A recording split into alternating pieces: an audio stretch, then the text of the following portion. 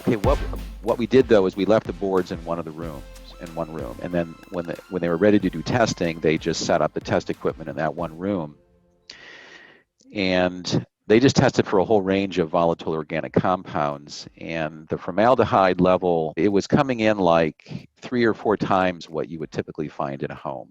And then we took the boards out, tested the room again, and then it was way down, way down to what you would normally find in a home. Yeah, that was pretty obvious. There was a problem, and then as I began to do more research on it, I kept wondering. I kept doing internet searches about a problem like this. I came across an article in the Canadian media about. I think it actually mentioned them in the same manufacturer I got them from, about importing floorboards from China and claiming they were Canadian. And I think they may have mentioned, one of the issues is, high levels of formaldehyde. The thing I came across was like toxic trailers, FEMA trailers, and these were trailers that FEMA provided people after a hurricane, I think in Louisiana. Trailers use a lot of these, MDF, HDF type products, and these had high levels of formaldehyde. So people were getting sick from them. And they were telling the same stories I was. Then I heard about the lumber liquidator story in the U.S. And this is literally just all within weeks, like a week to within 2 months of just me experiencing this. Then I heard about a story involving lumber liquidators in the U.S. importing floorboards from China that were mislabeled as to the formaldehyde rating. They should have been rated like E1. That's a European rating, and they were actually E2 when tested. I had the floorboards also tested using the standardized test. They were sent to Virginia, and they actually came in twice the labeled rating. They were just, at least twice the rating. And this is, of course, after the boards had been opened up, had been in storage for a while, and still they're coming in at least 2 times over the rating that they said. So what did the manufacturers, like the company you bought them from, obviously you had this problem, you had the air matters come in, you found that all out, and then did you go straight to the people you bought them from, or how did that? Yeah, I brought this to the supplier here in New Zealand and also to the manufacturer. There's a whole long story with that. And they did settle the case with me, in an acceptable way. But after the story was on fair go, after the Commerce Commission got involved in it, and there was a case brought in the, I think it's called Tauranga District Court. So all 3 of things came together. Interestingly, it all came together on the very same day. There was good result. A fair go story, and then they got served with the complaint. So what did they say? What did they say? I mean, can you talk about? What did they say?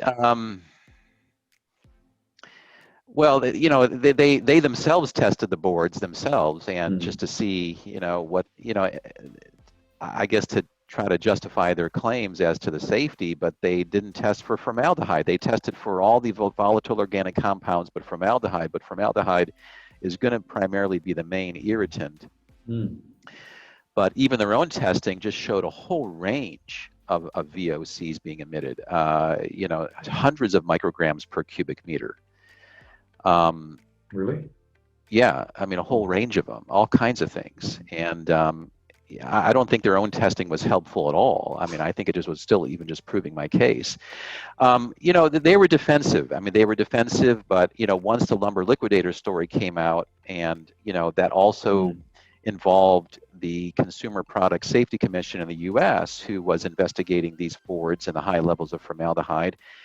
And, it basically, the final report did show what I always, it did show that these are, emitting unhealthful levels of formaldehyde, and it's, over, an acceptable standard, over the labeled formaldehyde rating.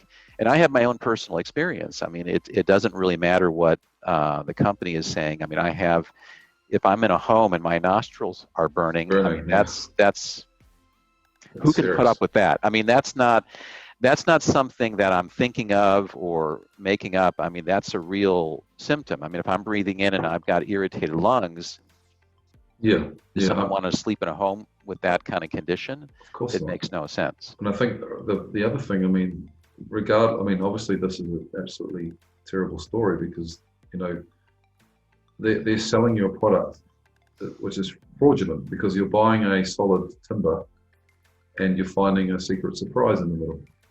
I mean, right. How do they defend that? I mean, surely they must know the product. Like, what protection do we have as consumers from this happening again? Right, and I don't know if I mentioned it, but you know, I didn't know. I mean, I thought it was a Canadian product, and I didn't know that it. And then I later determined it was made in China. I mean, we somehow found out it was made in China. I think I found out from a distributor in Canada.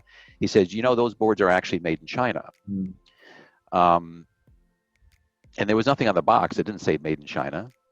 It didn't say made in anywhere. Did it have like just really fancy marketing, like with maple leaves and things? Exactly. It had multiple maple leaves on it, and of course, you know, maple leaves are that's often associated with Canada. Yep. It's equivalent to having a kiwi or a silver fern package, right? For New Zealand made. Exactly. Yeah. Exactly. It paid off. I suppose because people watching this probably wouldn't realize the seriousness of this problem. Obviously, the health side of it with the FEMA toxic trailers, you know, you have people dying and serious respiratory problems that are long lasting forever. That's irreversible. Right. You know, neurological problems. You know, exactly. Just a huge amount of real problem stuff. And I guess really, you know, having you on here to make everybody aware of it is that this could still be happening now. Somebody could be at home right now with these boards, wondering why they haven't been feeling very well, wondering why they've had burning nostrils, because there's no policing of this, is there? You know, the products are still coming in from China, and you know, you mentioned before that the New Zealand-made MDF or HDF. You know, the Nelson Pines of here and the Dongfars that is made in New Zealand has strict procedures in place to make sure the formaldehyde is not of a toxic level. But there are still products coming into this country. Furniture is one of them, kitchens as well, floorboards. Dangerous products are still being imported into this country, and it needs to stop. I mean, you told me I think briefly that you bought a chair from Auckland, right? So can you just tell me about that, because I thought that was quite right. I bought a chair. It wasn't as bad, but still the same thing. Sorry to interrupt you, but was it from a store or was it from? It was from a store. Okay, so we won't name that store, but that just shows you that there are products. Yeah, it's kind of a brand name chair, and it's expensive too. It was like a German brand, but made in China. So I guess the third part to your story, which you've got to, I don't know whether you can talk about it too much, but the first part was, you know, the floorboard went down, you had these terrible problems, you had, you know, two or 3 or 4 weeks worth of symptoms. Oh, you know, yeah, well, now that you mention that, another thing is I developed a very serious cough. That's what you were telling me. Yeah. Afterwards. I mean, so I guess I probably towards the end of the 2 weeks before the boards came out, I started to cough. But that cough, even after the boards came out, that cough just continued. And it got worse. I mean, it was like hundreds of times. I mean, I think one time I was saying it was like 1,000 times a day. I don't know if it was that many, but it was hundreds of times a day. Just anytime I would even be talking with someone, I'd just be coughing every few seconds. And the environmental scientist who was doing the testing, he said, you know, even after the boards came out, my symptoms would probably get worse. And he was right about that. You know, because I guess it just takes time for the chemical to just, you know, have its full effect on a human body. But yeah, I just developed a terrible cough that went on for like months after. And still I have I find that I just, with any type of, I cough more easily now with any type of chemical chemical. And I kind of be a bit careful with that these days when there's people watch out for these COVID symptoms. Yeah, I true. don't want to like cough too much because they might get the wrong They idea. might think you're infected. But I know what it's from. So you're still having? Do you think? So you're still having problems now? You're very sensitive to. But yeah, I mean, there are a lot of things that products. You mentioned furniture, kitchen cabinet. I don't think a good New Zealand-made cabinet would be an issue. I have some here. The boards in there are, I think they're E0 rated, but I don't know. Definitely the furniture. I mean, definitely the older furniture too. And a builder. I did post my story on the internet, and a builder told me about insulation. He said fiberglass. He brought up fiberglass insulation coming in from China. He said his guys working with this insulation were being affected by the chemicals from it. What color was it? Do you know? I don't know. Now the other thing. So we've got the health side of it. We've got your solution, which is you pulled it all up and you investigated, and then you had the procedure where you took legal action. Is that right? Yeah, I did bring a case in district court. That was just, they did settle the case. The manufacturer did. Why do you think that they settled? Well, there was just too much. I mean, because this was going on at the same time of the lumber liquidators case in the U.S. I mean, lumber liquidators had a lot of litigation brought against them. I mean, the U.S. Consumer Product Safety Commission was investigating these boards, specifically related to the health effects of them, and also, they were specifically investigating the health effects. And then there was also a program on 60 Minutes in the United States, and that was on the FEMA toxic trailer. Yeah, I mean, there just was no reason for them to continue to pursue the case. They knew I was serious. I brought an environmental scientist in. I brought a toxicologist in. They identified the formaldehyde and also the various other, dozens of chemicals found in the chamber testing done by the manufacturer. It didn't seem like anything, they could do was helping them. Okay. So, yeah, they just settled out a case, out of court. Settled the case out of court, covered, just what I paid for the boards and all the various other related expenses. So that was good. I mean, I wasn't looking for anything more than that. So, question: do you think, is this product still in the country?